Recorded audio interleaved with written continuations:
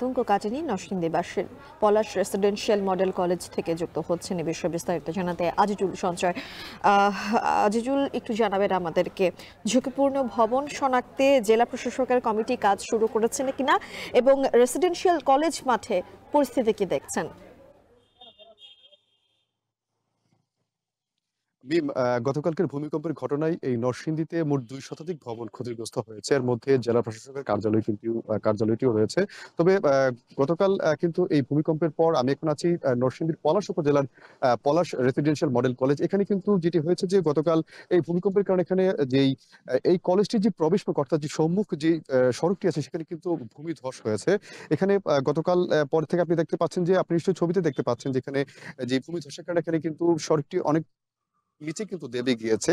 একটু জেনে রেখে নিই, এখানে আজকে সকালে ঢাকা বিশ্ববিদ্যালয় থেকে একটি ভূতত্ত্ব বিভাগের ৬ সদস্যের একটি দল এখানে এসেছিল এবং তারা এখানে এই যে ভূমিধসের যে জায়গাটি আছে সেই জায়গাটি তারা পরিদর্শন করেছেন এবং এখান থেকে তারা মাটির নমুনা তারা সংগ্রহ করেছেন। তবে তারা ধারণা করছেন যে যেহেতু এই সম্মুখের অর্থাৎ এই সড়কটির পাশে কিন্তু একটি জলাশয় আছে।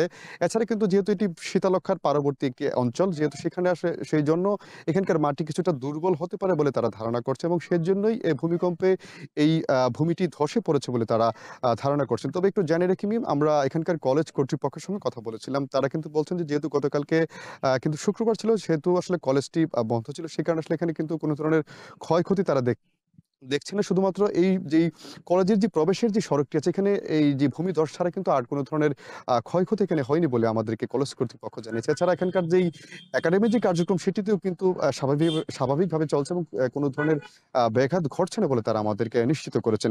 মিম, আপনি শুরুতে একটি তথ্য জানতে চেয়েছেন যে আসলে এই যে ক্ষতিগ্রস্ত বা ঝুঁকিপূর্ণ ভবন চিহ্নিতকরণের জন্য যেই ৪ সদস্যের যে কমিটি গঠন করা হয়েছে সেটির কার্যক্রম শুরু করেছে কিনা। আমরা আজকে দুপুর নাগাদ আমরা নরসিংদী শহরে অবস্থান করেছিলাম। সেখানে কিন্তু আমরা এই ধরনের কোনো কার্যক্রম কিন্তু আমাদের চোখে পড়েনি। তবে আমরা যেটি দেখতে পেয়েছি যে সেখানে অর্থাৎ যেসব এলাকাগুলোতে বহুতল ভবন নির্মাণ করা হচ্ছে সেখানে কিন্তু আমরা দেখেছি যে পৌর কর্তৃপক্ষের তরফ থেকে একটি মাইকিং করা হচ্ছে। অর্থাৎ যেন সব ধরনের নিয়মকানুন বা বিল্ডিং কোড মেনে যেন তারা ভবন নির্মাণ করে সেজন্য কিন্তু তারা একটি মাইকিং তারা করেছেন। তবে মিম, আমরা কথা বলেছিলাম নরসিংদী শহরে যারা বাসিন্দা আছেন তারা কিন্তু বলছেন যে যেহেতু গতকালকে একটি ঘটনা ঘটেছে, এছাড়া যেহেতু নরসিংদী শহরে বেশ কিছু পুরাতন ভবন রয়েছে, বহুতল ভবন রয়েছে, এখানে কিন্তু তাদের মধ্যে একটি আতঙ্ক কাজ করছে। তারা আবারও আশঙ্কা করছে যেহেতু আজকে আবার একটি ভূমিকম্পের ঘটনা ঘটেছে গাজীপুরে। তারা আশঙ্কা করছেন যে আবার যদি কোনো ধরনের ঘটনা ঘটে সেক্ষেত্রে কিন্তু বেশ কিছু ভবন কিন্তু বেশি ধরনের ক্ষতিগ্রস্ত হতে পারে বা ধসে পড়তে পারে বলে তারা শঙ্কা করছে। সেজন্য কিন্তু তাদের মধ্যে একটি ভয় বা উৎকণ্ঠা কিন্তু আমরা লক্ষ্য করেছি। তবে জেলা প্রশাসনের তরফ থেকে আমাদেরকে জানানো হয়েছে যে তারা ইতিমধ্যে যে ধরনের ভবনগুলো ঝুঁকিপূর্ণ আছে সেগুলো তারা চিহ্নিতকরণের কাজ শুরু করছেন। সেটি শেষ হয়ে গেলে পরে তারা একটি ব্যবস্থা নেবেন। তুমি আমার কাছে এই ছিল নরসিংদীর পলাশ উপজেলার রেসিডেন্সিয়াল মডেল কলেজ থেকে এখানকার ভূমিধস নিয়ে সবশেষ খবর।